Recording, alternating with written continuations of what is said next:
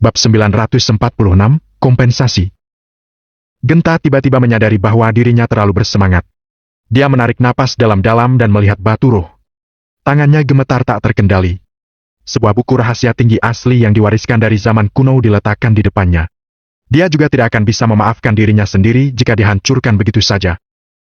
Anak muda, metode pengobatan palsu mudah untuk mencelakai orang.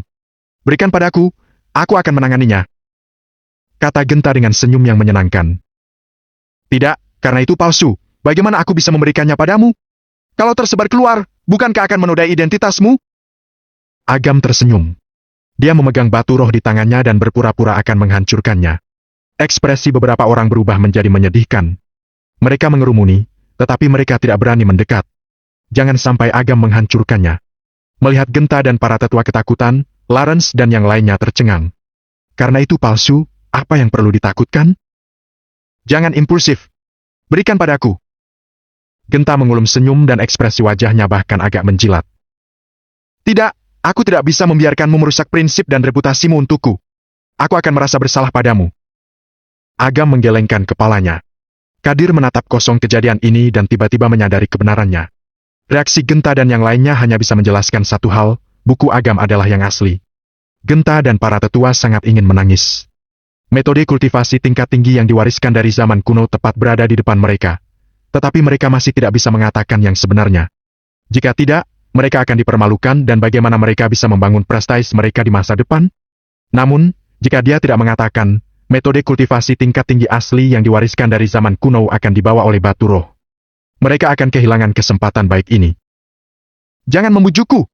Karena itu palsu, aku tidak akan pernah mengizinkannya tinggal di dunia dan merugikan rakyat. Kata Agam dengan sungguh-sungguh. Dia lalu menggenggamnya dengan keras. Jangan, punyamu adalah yang asli. Genta tanpa sadar hampir berteriak, tetapi sudah terlambat. Batu Roh hancur di tempat dan aura menyembur keluar dari celah. Dengan cepat menghilang sepenuhnya. Seluruh halaman itu sunyi senyap dan semuanya memandang Genta dengan heran. Apa yang baru saja dia katakan? Apa buku yang ada di tangan anak ini adalah buku rahasia tinggi yang asli? Genta dan para tetua menatap kosong ke arah Batu Roh yang hancur. Metode kultivasi tingkat tinggi yang diwariskan dari zaman kuno dan harapan kebangkitan klan perebut nyawa hancur di depan mereka. Penyesalan yang kuat mengalir di hati mereka dan hati mereka sangat sakit. Agam berkata dengan kaget. Punyaku adalah yang asli? Kepala klan Genta, kenapa kamu tidak mengatakan sebelumnya? Kalau benar itu adalah metode kultivasi yang asli, aku akan memberikannya padamu. Katakan padaku, apa yang bisa aku lakukan sekarang? Mulut Kadir berkedut saat melihat penampilan tak terkalahkan Agam. Dia pasti melakukannya dengan sengaja. Yang lebih tidak nyaman adalah Genta dan rombongannya. Di depan mereka, Agam menghancurkan metode kultivasi tingkat tinggi yang mereka impikan yang diwariskan dari zaman kuno. Bisa dibayangkan betapa hancurnya hati Genta. Genta dan yang lainnya buru-buru menangkap informasi di udara dan melihat bahwa Batu Roh benar-benar hancur dan buku medis 7 cedera menghilang. Bajingan! Mata Genta merah dan dia berteriak. Apa kamu tahu apa yang kamu lakukan? 10 nyawa tidak cukup untuk mengimbangi metode kultivasi tingkat tinggi yang diwariskan dari zaman kuno. Agam melengkungkan bibirnya dan berkata, Kepala klan Genta, aku tidak mengerti apa maksud kata-katamu. Ini adalah barang milikku. Aku boleh membuangnya sesuai keinginanku. Kenapa aku harus memberimu kompensasi? Sebelumnya, kamu juga mengatakan bahwa punyaku palsu. Aku bertanya-tanya kenapa aku harus menyimpannya kalau itu palsu. Kemudian, kamu mengatakan bahwa itu asli. Kamu yang harus bertanggung jawab dan memberi aku kompensasi buku rahasia tinggi yang diwariskan dari zaman kuno. Melihat analisis serius Agam, Genta hampir muntah darah. Dari apa yang dia dan para tetua tahu, Batu Roh yang diambil Agam harus menjadi milik mereka. Nak, kamu berani menghancurkan metode kultivasi tingkat tinggi yang diwariskan dari zaman kuno di depanku. Kalau kamu tidak mengeluarkan buku lain hari ini, kamu tidak bisa pergi hidup-hidup. Genta berteriak dengan wajah ganas. Agam mencibir dan berkata, Apa maksudmu? Kenapa kamu berbelit-belit? Logika khas bandit. Genta tertawa. Aku memang seorang bandit, apa yang bisa kamu lakukan? Lawrence dan yang lainnya tersadar dan menatap Agam dengan tatapan yang sama seperti menatap orang gila. Apa dia tidak melihat kepala klan Genta sudah marah? Kenapa dia masih membicarakan tentang kebenaran? Tuan, tenanglah. Saya yang akan berurusan dengan pecundang ini. Lawrence segera meminta kredit. Kebetulan dia ingin mengambil kesempatan untuk menebus kesalahan karena memberikan buku rahasia palsu. Tidak perlu, aku akan melakukannya sendiri. Genta menatap Agam dan berkata dengan nada dingin. Dia ingin menangkap Agam dan mengeluarkan jiwa Agam untuk melihat apa dia memiliki rahasia lain yang disembunyikan. Karena kamu tidak manusiawi, aku juga tidak akan segan. Hari ini, kamu harus mengembalikan salinan metode kultivasi tingkat tinggi yang diwariskan dari zaman kuno. Agam melengkungkan bibirnya. Dia berpikir dalam hati bahwa orang lain akan melakukan hegemoni terlebih dahulu dan kemudian dia akan melawan. Kamu masih meminta metode kultivasi padaku? Genta tersenyum. Matanya berkedip dengan sentuhan keganasan. Dia tidak ingin berbicara omong kosong dan akan menyerang Agam.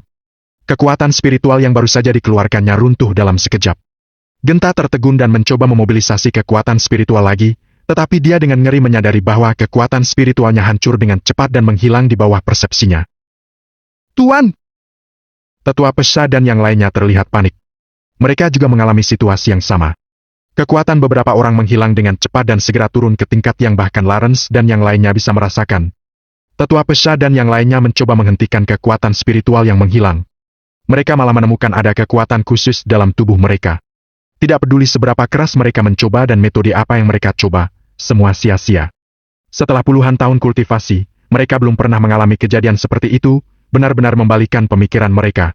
Genta tiba-tiba mendaratkan tatapannya pada Agam dan berkata dengan marah. Apa kamu yang melakukannya? Apa yang aku lakukan? Kepala klan Genta, kamu tidak bisa menyalahkan orang yang jujur. Jawab Agam dengan ekspresi mengeluh. Pria jujur. Mulut Kadir berkedut. Tuan, bukan begitu gambaran orang jujur. Baiklah, jangan menyelah. Apa kamu akan memberikan metode kultivasi? Agam tersenyum dan berkata. Kalau kamu tidak bisa kasih, kita harus mendiskusikannya baik-baik. Melihat Agam seperti ini, Lawrence dan yang lainnya tampak terkesiap. Mereka seperti terjebak. Selain itu, Genta yang merupakan kepala klan dari klan perebut nyawa dan para tetua juga ada di sana. Ini juga merupakan klan perebut nyawa. Kata-kata semacam ini harus diucapkan oleh mereka. Ekspresi Genta jadi muram. Kekuatan orang ini pasti akan mencapai tingkat yang sangat menakutkan karena bisa menghabisi mereka tanpa disadari. Dia saja akan dihabisi pada saat puncak, apalagi sekarang. Genta menarik napas dalam-dalam dan berteriak. Klan perebut nyawa adalah kekuatan afiliasi dari klan Langit Bahala. Kalau kamu berani menyerang kami, kamu akan menghadapi balas dendam paling kejam dari klan Langit Bahala. Oh. Agam mengangguk dengan santai dan berkata dengan sungguh-sungguh. Kamu bisa memberi kompensasi padaku untuk rahasia tinggi.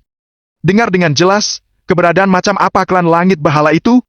Mereka punya ahli super alam langit tingkat 8. Mereka bisa membunuhmu dengan satu jari. Lalu, kapan kamu akan memberi kompensasi padaku? Agam tampak tertekan. Kalaupun mengeluarkan kata-kata kasar, tetap harus memberi kompensasi. Selama aku memberitahu klan Langit Bahala, klan Wanara juga akan datang. Kamu akan mati. Baik. Agam mengangguk dan bertanya kembali. Tapi, aku masih ingin bertanya, kapan kamu akan memberi kompensasi untukku? Bab 947, Keberadaan Manik. Sialan! Aku tidak akan memberikan kompensasi. Genta berteriak marah. Dia telah mengatakan segalanya. Akan tetapi, anak ini sangat keras kepala. Rasanya seperti meninju kapas yang tidak bisa memberikan efek jerah sedikit pun. Tatapan Agam menjadi dingin dan dia menghantamkan tinjunya ke wajah Genta. Dia langsung membengkokkan tulang hidung Genta. Dong, pukulan itu seperti mengenai jantung. Jantungnya tiba-tiba bergetar dan wajahnya menjadi pucat. Kepala klan perebut nyawa benar-benar dipukul oleh orang tak dikenal hingga tulang hidungnya bengkok. Kenapa kepala klan tidak menghindar? Menghindar? Jika Genta tahu apa yang dipikirkan orang-orang ini, dia pasti akan memarahi mereka. Dia juga ingin menghindar. Tetapi apa dia bisa? Pukulan Agam barusan tampak sangat biasa, tetapi saat terhantam, seluruh tubuh terasa mati rasa yang membuat Genta tidak bisa bergerak sama sekali. Kamu selalu mengucapkan kata sialan. Apa kamu seorang penangkar? Agam bertanya samar. Lawrence masih tidak sadar dan berpikir bahwa kesempatan untuk melakukan perbuatan berjasa telah datang. Dia memadatkan pukulan dan meninju ke kepala Agam. Matilah! Seolah-olah tidak mendengar, Agam hanya mengadang dengan santai, kekuatan pukulan Lawrence langsung menghilang. Pada saat yang sama, aura khusus menyelimuti seluruh halaman. Pada saat yang sama, kecuali Kadir, kekuatan spiritual di tubuh semua orang dengan cepat runtuh. Ekspresi Lawrence berubah. Dia telah berlatih kultivasi dengan keras begitu lama dan tidak mudah baginya untuk mencapai alam bumi tingkat 3. Hasilnya langsung menghilang begitu saja. Di antara orang-orang ini, selain beberapa murid luar sekuler, ada juga murid-murid dalam klan perebut nyawa. Namun, sekarang mereka semua telah dihapuskan. Dengan kata lain, klan perebut nyawa hanya tinggal nama saja. Nak! Genta berteriak. Tunggu saja. Saat anakku datang, kamu akan menjadi orang pertama yang dibunuh. Tetua Pesa mengikuti. Kamu tidak tahu, kan? Tuan muda sudah mencapai tingkat menakutkan dari alam langit tingkat 8.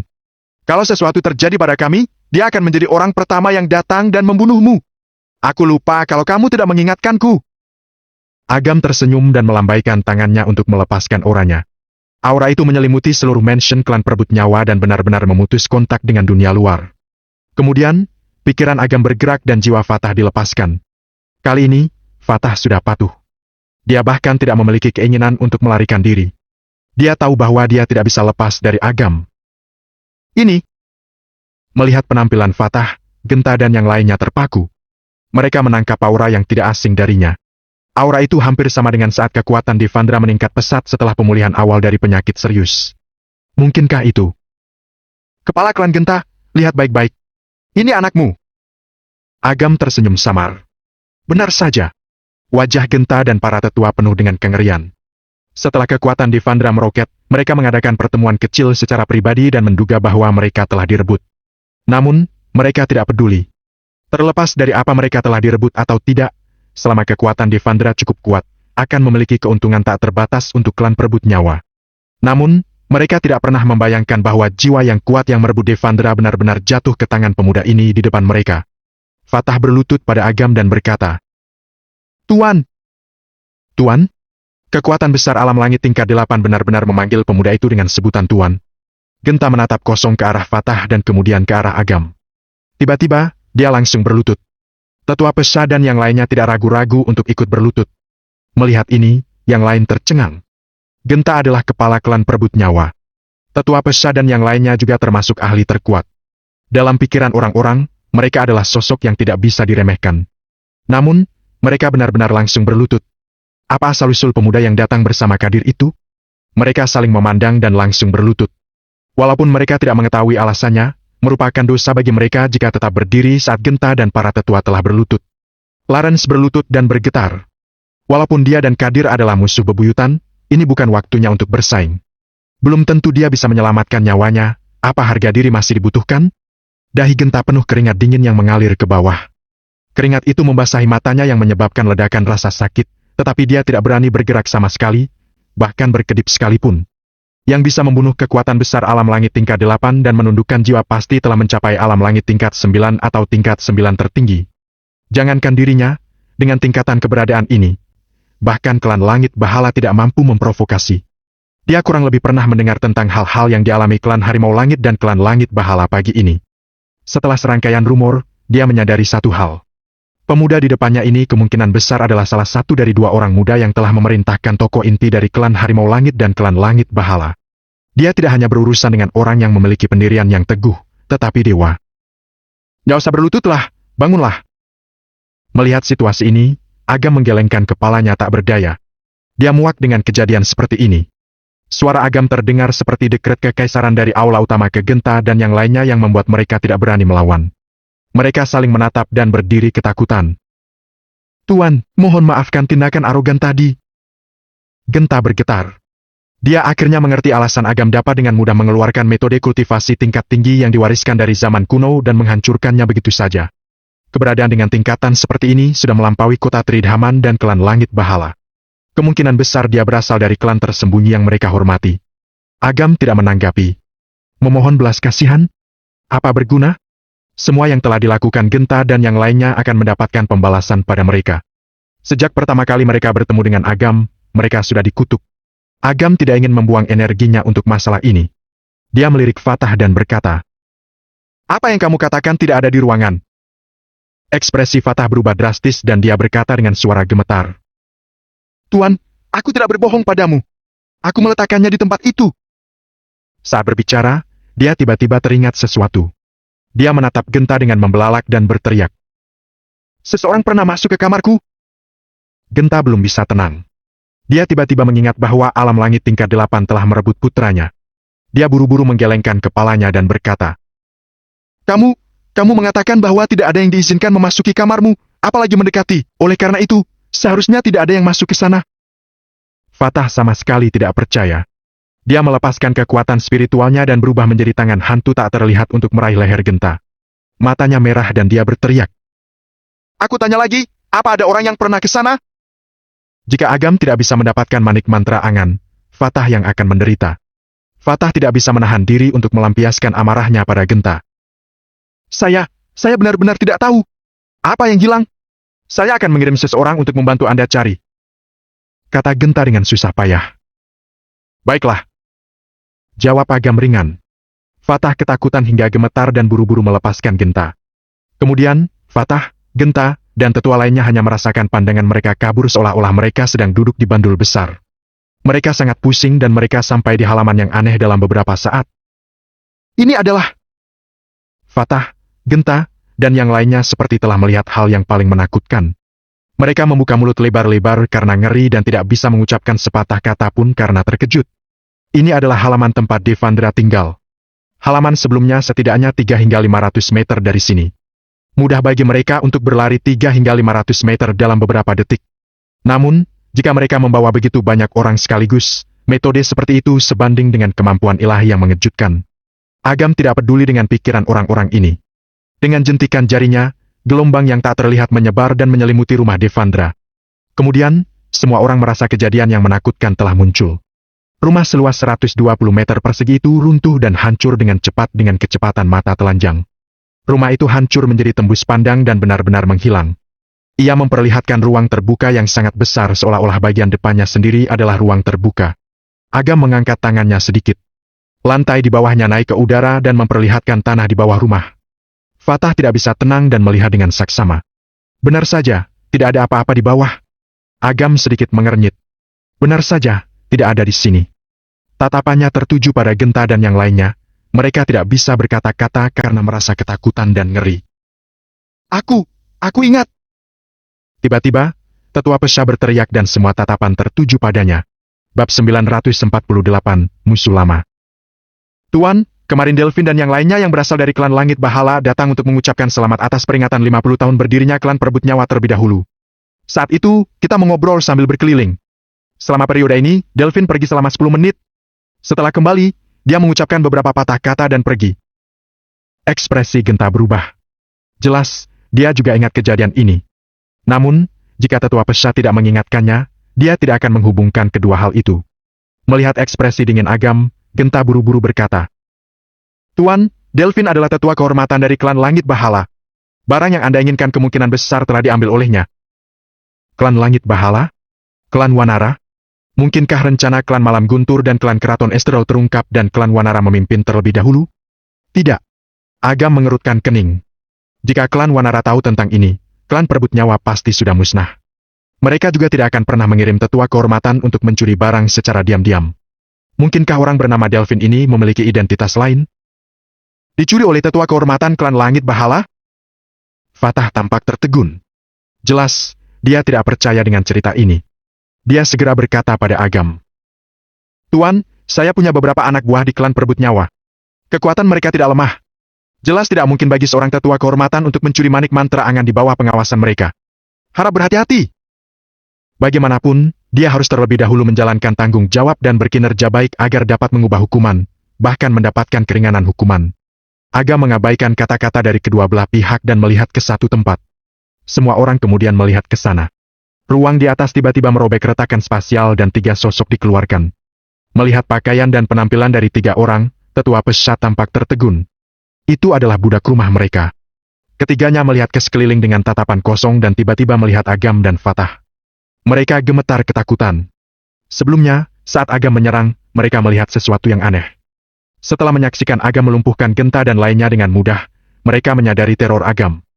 Ketika mereka ingin melarikan diri, mereka menyadari bahwa seluruh mansion sudah terbungkus aura dan bahkan Gyo keluar angkasa tidak efektif. Mereka bersembunyi dalam kegelapan dan berdoa dalam hati agar tidak ketahuan. Akhirnya, mereka dibawa ke tempat ini dalam keadaan bingung. Dikri, apa ada 3 orang yang masuk ke kamarku kemarin? Fatah berteriak. Pria yang dipanggil Dikri buru-buru menjawab. Tetua Fatah, Kami bertiga menyembunyikan identitas kami dan tidak menyadari ada orang yang mendekati kamar Anda. Tapi, seorang pria tampan datang kemarin. Usianya kira-kira 30 tahunan. Dia mendekat dan kemudian kehilangan jejak. Hilang! Seorang tetua kehormatan klan Langit Bahala paling hanya berada di alam langit tingkat 5. Bisakah dia menghilang dalam pengawasan kalian bertiga? Fatah dengan marah menghardik. Kami tidak berani menyembunyikan. Auranya agak istimewa. Ketika kami melepaskan kekuatan spiritual kami untuk melacaknya, kami menyadari bahwa dia seperti lubang hitam yang mengisap semua kekuatan spiritual. Jadi, kami tidak bisa menangkap jejaknya. Mengisap kekuatan spiritual? Apa ada yang lebih konyol? Fatah sangat marah. Saat dia kebingungan, Agam bertanya dengan samar. Awalnya ada satu orang lagi, kemudian dia menghilang. Bagaimana Anda tahu? Fatah kaget. Benar-benar luar biasa. Mereka baru saling mengenal selama sehari, tetapi Agam bahkan bisa tahu apa yang terjadi beberapa hari yang lalu. Tuan, awalnya aku punya 4 anak buah dan salah satunya menghilang 3 hari yang lalu. Aku pikir dia diam-diam dikirim untuk melaksanakan tugas lain, jadi aku tidak bertanya lebih lanjut. Fatah buru-buru menjelaskan. Benar saja. Agam mengangguk perlahan. Aku tahu siapa yang mengambil manik mantra angan. Hanya ada satu orang yang bisa mengisap kekuatan spiritual, menyembunyikan diri secara tak terlihat dan melawannya. Dia adalah musuh lama Agam yaitu Ivan. Ivan memiliki kekuatan pelahap yang tidak hanya bisa melahap kekuatan spiritual lawan, tetapi juga melahap ingatan lawan. Dengan melahap, dia mengambil ingatan dan memahami di mana manik mantra angan disembunyikan. Kemudian, dia menggunakan identitas lain untuk mencuri manik mantra angan untuk membuat bingung dan menyalahkan orang lain. Adapun pria bernama Delvin, dia mungkin adalah orang yang dikendalikan oleh Ivan. Dari sudut pandang ini, semuanya bisa dijelaskan. Namun, Agam tidak menyangka Ivan akan mengikutinya ke sini. Benar-benar pengikut. Agam agak sakit kepala. Memiliki lawan seperti itu, dia tidak tahu apa itu hal yang baik atau buruk. Meskipun telah membawa banyak masalah, Ivan pernah menyelamatkan Citra sebelumnya. Apalagi dia berbeda dengan orang-orang klan tersembunyi. Meskipun dia juga ambisius dan ingin mendominasi 9 alam, dia tidak akan membunuh rakyat biasa. Setidaknya Agam tidak pernah menemukan kasus seperti itu. Terus terang, Ivan juga lahir di keluarga biasa. Jadi, dia masih bersikap manusiawi. Ivan mengambil manik mantra angan yang tidak ada gunanya untuk dirinya. Dia pasti melakukannya karena Agam. Agam akan cari waktu untuk bertemu dengannya sebentar. Menyingkirkan pikirannya, Agam melirik Genta dan yang lainnya. Orang-orang di sini termasuk para pejabat tinggi dan pengusaha kaya di luar lumayan berkuasa di kota Tridhaman. Jika mereka dihilangkan bersama, pasti akan menarik perhatian banyak orang. Apalagi klan Malam Guntur telah mendirikan benteng di klan Perebut Nyawa. Jika klan Perebut Nyawa musnah, mereka akan membuat ulang rencana dan Agam akan kesusahan. Orang-orang ini menahan dan tidak berani bernapas. Mereka tahu bahwa Agam dapat dengan mudah memutuskan hidup dan mati mereka. Jika dia tidak bahagia, mereka bahkan tidak akan memiliki kesempatan untuk melawan. Kalian tidak akan membocorkan masalah hari ini, kan? Melihat senyum tipis Agam, Genta gemetar dan mengulum senyum. Tuan, apa yang Anda katakan? Apa Anda pernah berkunjung? Bagus. Agam mengangguk puas, tetapi dia tidak melepaskan orang-orang ini dengan mudah. Dia mengangkat tangannya dan menjentikkan jarinya. Gelombang tiba-tiba menyelimuti seluruh klan Perebut Nyawa. Semua orang menyadari bahwa ada kekuatan khusus di tubuh mereka yang bukan milik mereka dan itu berada di kedalaman lautan energi mereka. Kekuatan ini sangat menakutkan. Sedikit saja sudah cukup untuk menghancurkan tubuh dan jiwa mereka. Aku sudah mengubur aura di diri kalian masing-masing. Hanya dengan satu pikiran, aku bisa menghancurkan kalian semua dari ribuan kilometer jauhnya. Setelah jeda, Agam merenung dan tersenyum. Tentu saja, kalian bisa berpikir bahwa aku sedang membual. Siapapun yang berani bisa mencobanya. Gratis. Melihat senyum tipis Agam, ekspresi Genta dan yang lain penuh dengan kepanikan, tetapi kemudian mereka menjadi tenang dan lega. Setidaknya, mereka tidak harus mati sekarang. Bagaimana status ketiga orang ini di klan Malam Guntur? Pandangan Agam tertuju pada Dikri dan 2 orang lainnya. Fatah buru-buru menjawab.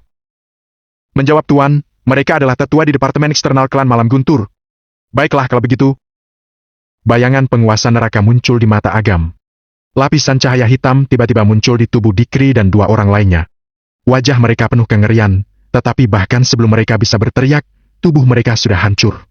Lubang gelap muncul di halaman dan mengisap jiwa mereka bertiga ke dalamnya. Fatah meringis karena ketakutan. Tempat itu tidak asing baginya. Itu adalah neraka yang tidak ingin dia kembali. Agam mengadili ketiga orang itu selain karena dosa mereka yang dalam. Mereka juga merupakan tetua eksternal klan Malam Guntur. Mereka sangat setia pada klan Malam Guntur. Jika mereka dibiarkan, mereka akan dengan mudah menyebabkan ketidakpastian. Apalagi status ketiga orang ini tidak tinggi. Kalaupun mereka menghilang, tidak akan menimbulkan kecurigaan klan Malam Guntur. Jadi, Agam dengan mudah menghabisi ketiga orang itu. Genta dan yang lainnya menelan ludah. Meskipun mereka tidak tahu apa yang ada di ujung sana, tarikan jiwa itu mereka membuat mereka lebih memilih untuk menghancurkan tubuh dan roh mereka daripada mengambil setengah langkah. Saat ini, ponsel Agam berdering. Yang menelpon adalah Zack. Kepala instruktur, sesuatu terjadi pada Harlan.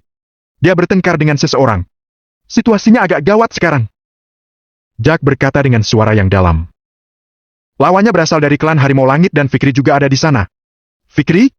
Ya, aku akan kembali sekarang. Bab 949, serang mereka. Kembali ke halaman utama, Lawrence dan yang lainnya ketakutan, terutama Lawrence. Dia bersembunyi di kerumunan. Dia tidak berani bernapas karena takut ketahuan. Aku akan menyerahkan orang-orang ini untuk diawasi oleh kalian. Kalau kejadian hari ini bocor sedikit saja, aku akan menginterogasi kalian. Agam melirik Genta dan yang lainnya. Dia lalu berkata santai dan pergi bersama Kadir. Meskipun Genta dan rombongannya sudah kalah, mereka masih memiliki kekuatan. Tidak sulit bagi mereka untuk membuat para pejabat kaya ini patuh. Dapatkan daftarnya malam ini dan berikan padaku secepatnya. Ucap Agam pada Kadir saat dia keluar. Kadir mengangguk dan bertanya dengan hati-hati. Tuan, apa yang Anda lakukan pada Lawrence itu? Terserah padamu, tapi biarkan dia tetap hidup. Kadir tampak bingung. Lawrence bukan orang yang baik. Kenapa biarkan dia tetap hidup? Dia masih punya lebih dari 30 tahun kesengsaraan duniawi yang harus dilalui. Bukankah terlalu mudah baginya untuk diadili sekarang? Agam menunjukkan senyum dan tidak mengatakan apa-apa lagi. Dia melintas pergi dan meninggalkan Kadir dalam kebingungan. Kembali ke hotel, Harlan terbaring di ruang tamu. Dia penuh luka, matanya tertutup rapat, dan ada lubang darah yang jelas di dadanya yang hampir mengalir melalui seluruh jantungnya. Jika itu orang lain, pasti sudah mati. Namun, Harlan memiliki kekuatan yang baik, ditambah dengan ajaran Agam tentang beberapa metode kultivasi dan penyelamatan tepat waktu Zack, dia selamat. Kak! Melihat Agam kembali, Isadora tidak bisa menahan air mata. Agam menepuk kepalanya dan menghiburnya dengan suara pelan. Dia memeriksa luka-luka Harlan dan berkata perlahan. Jiwanya tidak rusak, tidak apa-apa. Mendengarkan Agam mengatakan ini, Zack dan yang lainnya diam-diam menghela napas lega. Karena Agam mengatakan bahwa Harlan baik-baik saja, pasti dia punya cara untuk mengobatinya. Agam tidak menggunakan kekuatan penguasa neraka, tetapi meminta Zack turun dan membeli beberapa jarum prak untuk ditusukkan pada Harlan. Harlan berbeda dengan Zack.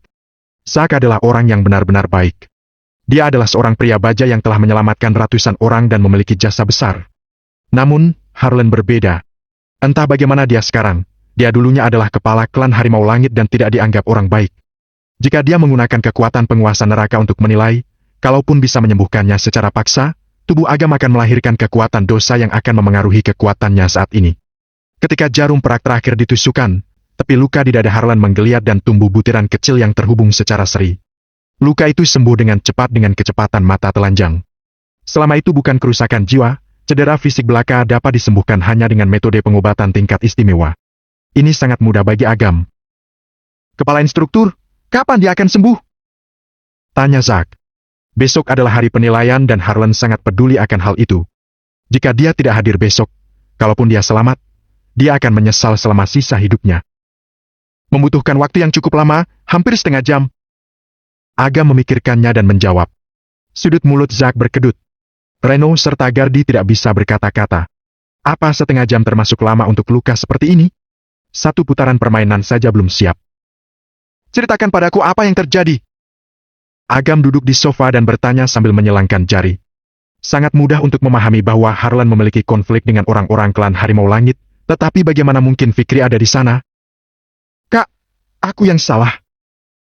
Isadora menundukkan kepalanya. Dia menggigit bibirnya dan tersedak. Aku pergi makan malam dengan Paman Harlan dan bertemu dengan beberapa orang. Paman Harlan konflik dengan mereka. Mereka datang dan memukuli Paman Harlan. Zack berkata dengan suara pelan. Baru-baru ini, kota Tridhaman telah dijaga ketat. Ada anggota klan Harimau Langit dan klan Langit Bahala di mana-mana. Harlan muncul dengan wajah aslinya dan sangat normal bagi mereka untuk mengetahuinya. Untungnya, adik menghubungi kami tepat waktu. Kalau tidak, dikhawatirkan Harlan akan dipukuli sampai mati. Ketika kami sampai di sana, Fikri sedang makan malam dengan orang-orang klan Harimau Langit. Sepertinya mereka sedang membicarakan sesuatu. Karena cedera Harlan mendesak, kami bergegas kembali. Jadi, tidak bertanya dengan detail. Tapi, aku sudah menghubungi Mako. Dia mengatakan bahwa hubungan antara klan Keraton Estrel dan klan Wanara telah berkembang pesat akhir-akhir ini. Dugaan pribadiku adalah klan Keraton Estrel pasti menjadi sarana untuk membingungkan klan Wanara. Reno adalah mantan penasihat militer di wilayah timur dan dengan cepat menganalisis alasannya. Agam mengangguk sambil berpikir. Pertemuan para ahli waris sudah berakhir. Jika Gani, Fikri, dan yang lainnya ingin terus tinggal di kota Tridhaman, mereka harus menemukan alasan yang cocok agar tidak dicurigai. Mengambil inisiatif untuk berteman dengan klan Wanara di permukaan adalah strategi yang baik. Kepala Instruktur, klan Harimau Langit dan klan Langit Bahala telah bertanggung jawab selama beberapa dekade. Aku telah meminta saudara-saudaraku untuk mengumpulkan kejahatan mereka. Merebut kekayaan rakyat sudah merupakan yang paling ringan. 9 kali dari 10 kejahatan seperti pembunuhan dan pembakaran di seluruh kota Tridhaman selalu ada hubungannya dengan kedua klan. Wajah Zack suram dan dia menggertakkan giginya. Aku pikir orang-orang itu belum pergi. Kepala Instruktur, apa kamu ingin bergegas kembali? Agam tampak tenang. Dia mengamati ruang tamu dengan mata berapi-api. Bahkan Reno juga penuh dengan amarah. Mereka semua adalah pria yang menghargai cinta dan kebenaran. Setelah menghabiskan hari-hari dengan Harlan, mereka dapat dianggap rekan seperjuangan. Sekarang mereka melihatnya menderita luka yang begitu serius, kemarahan mereka tentu sulit untuk diredakan. Agam mengangguk perlahan dan berkata sambil melambai tangannya. Panggil semua saudara yang terdaftar di daftar putih dan pergi bersamaku untuk menyerang mereka. Selesaikan dendam baru dan lama secara bersamaan. Fakta klan Harimau Langit bisa berjaya sampai sekarang, hanya karena mempertimbangkan situasi keseluruhan. Akan tetapi, jika mereka menindas rakyatnya, maaf, kalaupun Agam tidak bisa menghancurkan mereka, dia harus membuat mereka terluka. Zack dan Gardi segera mengirim perintah itu. Sekitar 20 hingga 30 orang ditarik. Mereka menunggu sampai Harlan bangun dan mereka akan menyerang ke restoran di dalam mal dari segala arah. Konflik tidak bisa dihindari. Tuan Muda Fikri, maaf karena hanya makan di restoran kecil ini. Aku harap kamu akan memaafkan kelalaianku. Di ruang VIP restoran, beberapa tetua inti klan Harimau Langit duduk di kursi biasa. Sebagai pemimpin, Kristo mengangkat gelasnya dan tersenyum pada Fikri yang duduk di kursi utama. Meskipun Fikri berasal dari klan Keraton Estrel, hubungan antara klan Wanara dan klan Keraton Estrel selalu buruk. Lebih dari 20 tahun yang lalu, peninggalan kuno lahir dan klan Keraton Estrel juga membunuh 2 tetua tertinggi klan Wanara. Oleh karena itu, kali ini klan Keraton Estrel menunjukkan kebaikannya yang menyebabkan klan Wanara memiliki keluhan. Mereka sengaja membiarkan kekuatan afiliasi mereka untuk memaksa klan Harimau Langit maju untuk menerimanya dan menguji ketulusan sejati klan Keraton Estrel. Sama-sama. Hidangan kalian di sini sangat unik, merupakan perjalanan yang berharga karena bisa mencicipi makanan lezat ini. Meskipun diremehkan, Fikri sama sekali tidak kecewa. Bagaimanapun, yang disebut persahabatan hanyalah tindakan untuk melumpuhkan klan Wanara. Syukur kalau Anda suka. Kalau Anda datang ke kota Tridhaman di masa depan, kami pasti akan menyajikan hidangan otentik khusus ini. Kristo tersenyum dan berkata. Fikri tersenyum dan sudut mulutnya terangkat menggoda. Tidak butuh kalian untuk melayaniku lain kali, karena kota Tridhaman akan segera berganti kekuasaan. Baiklah, aku tahu bahwa semua orang sangat sibuk, jadi aku tidak akan menunda waktumu. Fikri mengubah topik dan menatap Kristo dan yang lain dengan tulus. Klan Keraton Estrel bersedia berkembang bersama dengan klan Wanara. Tapi, kami juga tahu bahwa kami telah melakukan beberapa hal sebelumnya yang menyebabkan klan Wanara menjadi sangat tidak puas. Jadi, klan Keraton Estrel telah menunjukkan ketulusan penuh. Saat dia berbicara, Fikri mengeluarkan daftar dan meletakkannya di atas meja yang membuat Kristo dan yang lainnya melihat satu sama lain. Ekspresi mereka berubah dan mata mereka penuh dengan ketertarikan dan keterkejutan. 2 buku rahasia sihir tingkat menengah yaitu buku rekor mengejutkan awan ungu dan buku api merah bulan luas. Pil bermutu tinggi tingkat surgawi yaitu 5 pil rahasia campuran pemecah kejahatan. Kain suci gagak emas.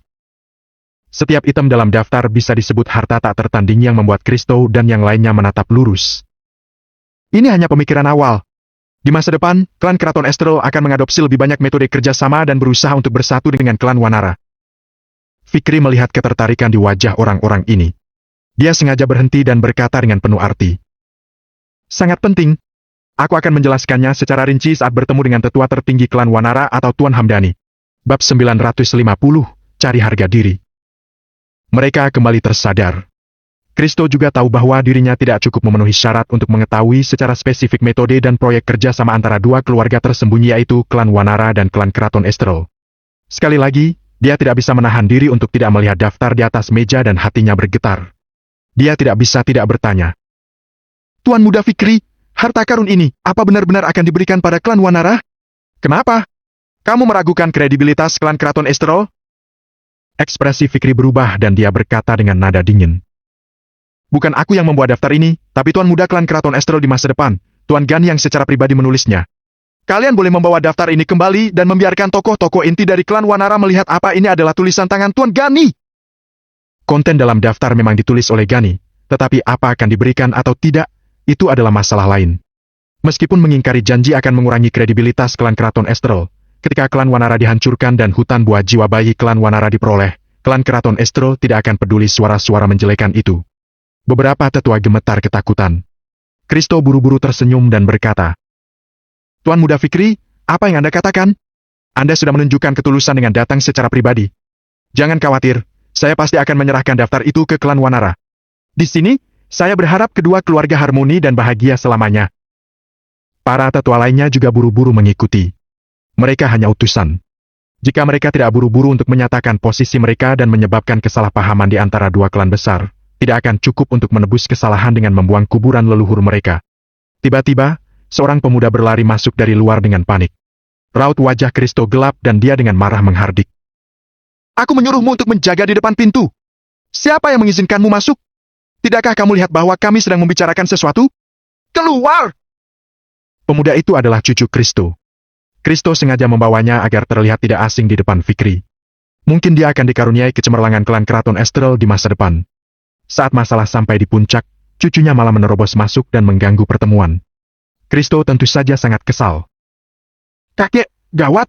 Beberapa orang yang bersama Harlan datang ke sini dengan membawa sekelompok saudara. Kristo agak terkejut dan berkata sambil mencibir. Aku kira masalah apa? Apa yang bisa dimiliki orang yang mengikuti Harlan? Kalaupun lebih banyak orang datang, kita bisa menang dengan mudah. Kekuatan Harlan hanya di alam langit tingkat 4. Beberapa orang sebelumnya juga berada di tingkat 4. Mungkin bisa berkuasa di beberapa tempat lain, tapi di kota Tridhaman. Tetua lain tertawa menghina. Kristo menyipitkan mata. Dia bangkit dan memegang Fikri. Tuan Muda Fikri, maaf telah mengganggu. Saya harap Anda tidak memasukkannya dalam hati. Tunggu kami keluar dan bereskan orang-orang itu terlebih dahulu. Kemudian, kami akan kembali untuk membicarakan denganmu secara detail. Bagaimana menurut Anda? Hei, hari ini kamu dan aku mewakili klan Wanara dan klan Keraton Esterol untuk berdiskusi. Tapi, malah diganggu oleh sekelompok cecunguk. Ini adalah penghinaan terhadap klan Keraton Esterol. Biarkan mereka masuk dan aku secara pribadi yang akan menghabisi mereka. Kata Fikri pelan. Sejak dia menyelesaikan warisan, dia belum memiliki kesempatan untuk menggunakan keahliannya. Sebelumnya, Harlan dihabisi oleh Kristo dan lainnya. Dia belum bisa mengerahkan banyak kekuatan. Dia selalu merasa menyesal karena ini. Melihat lawan itu datang lagi, dia tidak bisa menahan rasa gatal. Melihat Fikri akan menyerang, Kristo dan yang lainnya sangat gembira. Meskipun mereka mengatakan bahwa mereka tidak takut, mereka masih ingat kekuatan Zack, Reno, dan Gardi selama penilaian. Jika mereka melepaskan pertarungan, mereka mungkin bukan lawan. Namun, akan berbeda jika Fikri membantu. Fikri berada di kekuatan besar alam langit tingkat 8, tapi dia juga berasal dari klan tersembunyi. Dia telah menguasai banyak metode kultivasi dan rahasia yang kuat. Bukannya mudah untuk membunuh orang-orang ini seperti saat memotong sayur. Biarkan mereka masuk dan bersujud pada Tuan Muda Fikri. Kristo melambaikan tangannya dan meminta cucunya untuk mengatur. Baik, kakek. Pemuda itu sangat bersemangat. Dia tahu bahwa akan ada pertunjukan yang bagus untuk ditonton selanjutnya. Zack, Reno, dan Gardi memimpin jalan dan masuk ke restoran diikuti oleh lebih dari 20 pria. Masing-masing tinggi, proporsional, dan berjalan dengan kecepatan yang sama. Hanya momentum yang membuat takut banyak orang. Masih awal musim hujan, jadi mereka masih mengenakan pakaian tipis. Meskipun sosok mereka ditutupi oleh pakaian, otot di wajah dan leher mereka tidak diragukan lagi mengeluarkan kekuatan ledakan yang menakutkan. Secara khusus, ekspresi mereka dingin dan tubuh mereka memancarkan niat membunuh. Walaupun suhu ruangan di restoran itu cukup hangat, tetap saja membuat orang merasa seperti jatuh ke dalam gudang es dan mereka kedinginan. Melihat kejadian ini, pelayan restoran dan satpam buru-buru bersembunyi di sudut karena takut menimbulkan masalah. Pemilik toko kebetulan sedang ada di toko. Dia adalah pemilik toko. Kalaupun dia takut, dia harus bergegas. Dia ingin bertanya, tetapi Reno bahkan tidak melihatnya. Reno langsung membuang 2 karung dan berkata, Aku ingin membeli restoran ini. Suruh semua orang keluar dan menjauh dari sini. Pemilik toko tercengang dan buru-buru membuka karung itu. Karung itu penuh dengan uang kertas berwarna merah muda, jumlahnya setidaknya ada 20 miliar. Jangankan membeli restoran, uang tersebut dapat membeli hampir setengah dari lantai di mal itu. Pemilik toko sangat bersemangat. Dia yang biasanya tidak bisa mengangkat seember air, sekarang berlari pergi dengan 2 karung uang. Toko itu dikosongkan, hanya menyisakan beberapa orang klan harimau langit di depan pintu ruang VIP itu. Pemuda itu mendekat dan berkata dengan samar. Kakekku meminta kalian untuk masuk. Hah, benar-benar sombong. Zack tidak bisa menahan cibiran sambil meremas kepalan tangannya. Mereka begitu ingin traktir kita makan malam, segan banget. Agam tersenyum dan melirik Zack dan yang lainnya. Ayo masuk untuk makan. Pemuda itu mencibir. Masih ingin makan saat ini? Mungkin makanan terakhir sebelum mati. Zack meminta belasan saudara untuk menunggu di luar, sementara sisanya ikut dengan Agam dan yang lainnya masuk ke dalam ruang VIP. Kamu tidak mati? Melihat sekelompok orang yang masuk, Kristo tercengang ketika dia melihat Harlan yang masih hidup. Yang lain juga tampak tercengang. Sebelumnya, Harlan dipukuli hingga sekarat. Kalaupun dia berhasil selamat, dia tidak akan bisa bangun dari tempat tidur selama 10 hari hingga setengah bulan. Sebelum mereka menyelesaikan makan mereka, Harlan kembali seolah-olah tidak ada yang terjadi. Jika mereka tidak cukup mengenal Harlan, mereka akan mengira Harlan memiliki saudara kembar. Kamu saja belum mati, bagaimana aku bisa rela mati lebih dulu? Mata Harlan penuh dengan niat membunuh dan suaranya sepertinya mengunyah tulang yang membuat orang merasa ngeri. Seperti Landi, Kristo adalah mantan rekan Harlan. Ketika dikhianati dan istri serta anaknya dibunuh, pasti ada hubungannya dengan dia. Saat musuh bertemu, mereka akan makin kesal terhadap sesama. Apalagi, Harlan baru saja menderita kerugian di tangan Kristo dan yang lainnya yang membuat dia sangat membenci. Sudut mulut Kristo berkedut. Dia mendengar suara Harlan dan merasakan ada jejak keanehan. Pertunjukan yang bagus. Saat ini, Fikri bertepuk tangan dan berkata dengan senyum sadis. Ada begitu banyak orang di sini. Kenapa?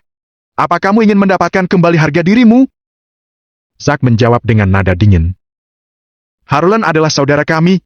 Kalian memukulinya hingga seperti itu hanya karena perselisihan. Benar-benar berlebihan. Berlebihan?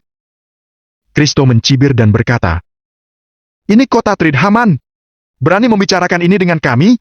Jadi, kenapa kalau kami berlebihan? Klan Harimau Langit sedikit lebih kuat dari klan Langit Bahala. Kalaupun berlebihan, siapa yang berani membantah? Hei, untuk masalah ini, Tuan Harlan punya wawasan paling luas, bukan? Melihat tatapan Kristo yang kasar, Harlan sangat marah. Ini bukan hanya penghinaan baginya, tetapi juga paparan tanpa ampun di bekas lukanya. Dia tidak bisa tidak mengingat kejadian Kistan dan yang lainnya mengkhianatinya.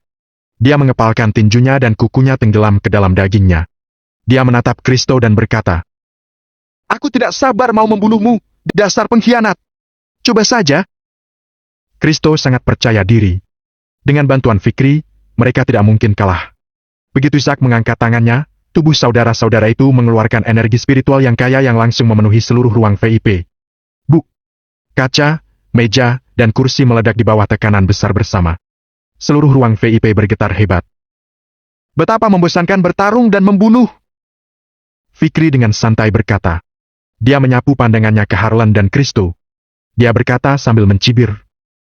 Karena kalian berdua yang bermusuhan, kenapa kalian tidak bertarung sendirian dan menentukan pemenang?